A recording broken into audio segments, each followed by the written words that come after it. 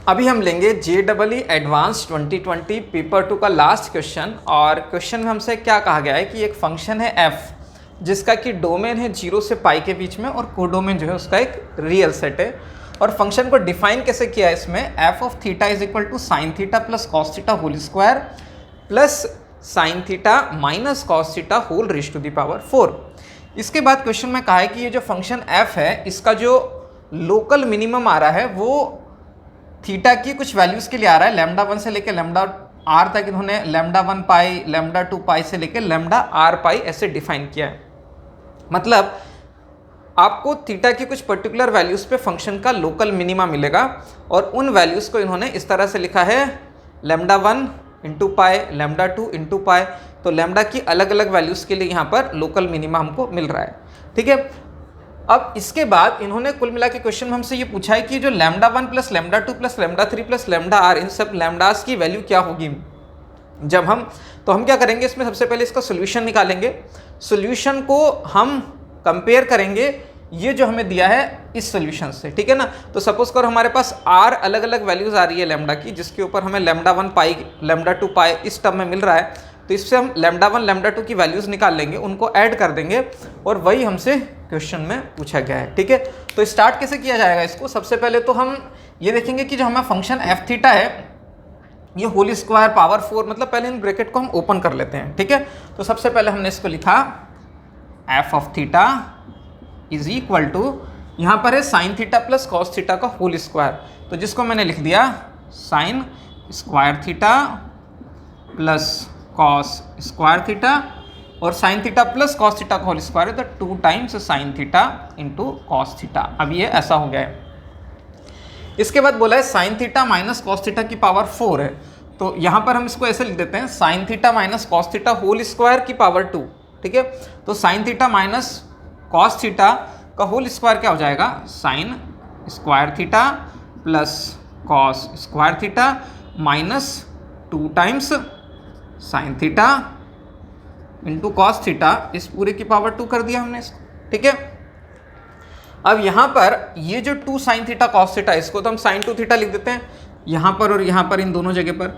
और दूसरा sign square theta plus cos square theta हमको पता है वो 1 के इक्वल होता है, तो इसको हमने ऐसे लिख दिया 1 plus 2 sine theta cos theta को लिख दिया साइन 2 थीटा, और यहाँ पर क्या हो जाएगा sine square theta plus cos square theta हो जाएगा 1, और यहाँ पर हो जाएगा minus 2 sine theta cos theta को मैंने ऐसे लिख दिया minus sine 2 theta 1 minus sine, और इसको ऐसे लिख दिया 1 माइनस साइन 2 थीटा का होल स्क्वायर, इसको ऐसे लिख दिया हमने। ठीक है, अब इसको हम ओपन कर देते हैं, इसको हम क्या मिलेगा इधर से हमको, ये तो हो गया 1 प्लस साइन 2 थीटा, और यहाँ से हमको मिल जाएगा 1 plus sign square 2 theta minus 2 times sign 2 theta. तो अब देखिए ये हमको एक साइन 2 थीटा की टर्म में क्वाड्रेटिक इक्वेशन मिल गई है, तो हमें यहाँ से क्या मिल जाएगा साइन स्क्वायर 2 थीटा, और यहाँ पर है minus 2 sine theta plus sign 2 theta से हमको मिल जाएगा माइनस साइन 2 थीटा, और 1 प्लस 1 इधर हो गया 1 प्लस 1 हो गया इधर 2, 1 प्लस 1 हो गया इधर 2। ठीक है, अब यहाँ पर इसको हम स्क्वायरिंग मेथड से सॉल्व कर सकते हैं, ठीक है ना, जैसे क्वाड्रेटिक में हमने किया था, या इसको मैक्सिमा और मिनिमा से भी निकाल सकते हैं, बट स्क्वायरिंग से थोड़ा इजी पड़ेगा हमको। तो इसको हमने क्या किया साइन 2 थीटा का स्क्वायर माइनस इसको लिख दिया a माइनस बी के होल स्क्वायर की टर्म में पूरे को, तो ये हो जाएगा 2 इंटू 1/2 इंटू साइन 2 थीटा, और इधर कर दिया हमने 1/2 का स्क्वायर से ऐड और 1/2 के स्क्वायर से माइनस कर दिया, और ये हो गया +2। तब इससे क्या हो गया कि ये जो वैल्यू है sine square 2 theta minus 2 into 1/2 into sine 2 theta plus 1/2 का स्क्वायर, ये हो जाएगा sine 2 theta minus 1/2 whole square. तो ये तो बन गया हमारे पास साइन 2 थीटा माइनस 1/2 का होल स्क्वायर, और ये हो गया -1/4 प्लस 2, तो ये हो जाएगा 8/4 माइनस 1/4, ये बन गया हमारा 7/4। ठीक है, तो अब यहाँ पर हमको ये चीज़ तो मिल गई है एफ ऑफ थीटा। अब यहाँ पे क्लियरली दिख रहा है कि जो होल स्क्वायर वाली वैल्यू है ये तो कभी भी नेगेटिव नहीं हो सकती, ये तो नॉन नेगेटिव वैल्यू मिलेगी, और ये जब जीरो हो जाएगा ये स्क्वायर वाली टर्म, तो ये हमारा एफ ऑफ थीटा मिनिमम हो जाएगा। मतलब एफ ऑफ थीटा को मिनिमम होने के लिए साइन टू थीटा की वैल्यू 1/2 होना चाहिए, तभी ये स्क्वायर वाला टर्म जो होगा वो जीरो होगा। मतलब यहाँ पर हम क्या लिखेंगे कि जो साइन टू थीटा होगा वो किसके इक्वल होना चाहिए, वो 1/2 के इक्वल होना चाहिए। मतलब जो टू थीटा है वो क्या क्या वैल्यू ले सकता है। अब हमको ये देखना है कि जो एफ है उसका डोमेन है 0 से लेके पाई, ठीक है ना, 0 से लेके पाई के बीच में है। और अब 0 से लेके पाई के बीच में है अगर थीटा, तो 2 थीटा किस इंटरवल में आएगा, 0 से लेके 2 पाई के बीच में। तो 0 से 2 पाई के बीच में हमें वो वैल्यू चेक करनी है जहाँ पर साइन की वैल्यू 1/2 होती है।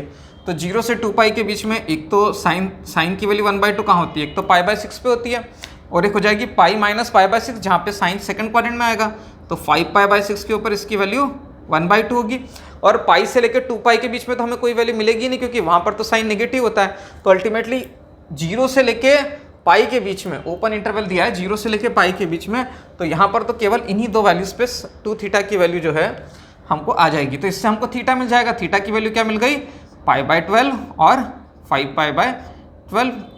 बस अब क्वेश्चन सॉल्व हो गया, क्योंकि अब तो केवल मुझे क्या करना है, इस थीटा की वैल्यूज को ये जो λ1 पाई λ2 पाई से कंपेयर करना है। तो अब यहाँ पर λ1 पाई से लेकर λr पाई तक लिखा था, मतलब इसके r सोल्यूशन मिलेंगे। और हमें कितने मिले, हमें तो 2 ही सोल्यूशन मिले। तो यहाँ पर r की वैल्यू क्या हो जाएगी, r की वैल्यू 2 हो जाएगी। मतलब ऐसे 2 वैल्यूज होगी लैम्डा की, जिसमें कि λ1 पाई λ2 पाई जो है हमारे सोल्यूशन हो जाएंगे। तो इस λ1 पाई की वैल्यू अगर π/16 है तो ऑब्वियसली आपका λ1 क्या हो जाएगा, यहाँ से हमारा जो λ1 हो गया है ये तो हो जाएगा आपका 1/16, इसको सॉरी π/12 होगा, ये 2 थीटा की वैल्यू π/6 है तो ये π/12 होगा। तो लैम्डा की एक वैल्यू तो क्या मिल गई हमको, π/12। थीटा की वैल्यू π/12 है तो लैम्डा की वैल्यू मिल जाएगी 1/12। और लैम्डा की जो दूसरी वैल्यू मिली वो क्या मिली, वो मिली हमें 5/12। तो लैम्डा की हमारे पास क्या है, यहाँ पर 2 वैल्यूज हो गई है, 1/12 और 5/12। और हमसे पूछा क्या है, λ1 plus λ2 goes on till λr, मतलब λ1 प्लस λ2 की क्या वैल्यू होगी। तो यहाँ से बहुत ही क्लियर है कि जो λ1 प्लस λ2 की वैल्यू होगी वो हो जाएगी 1/12 plus 5/12 which is equal to 6/12। 6/12 का मतलब होगा 1/2। तो ये सारे लैम्डास का जो सम होगा ये 1/2 के इक्वल होगा। तो 0.5 जो है वो इस क्वेश्चन का राइट आंसर हो जाएगा।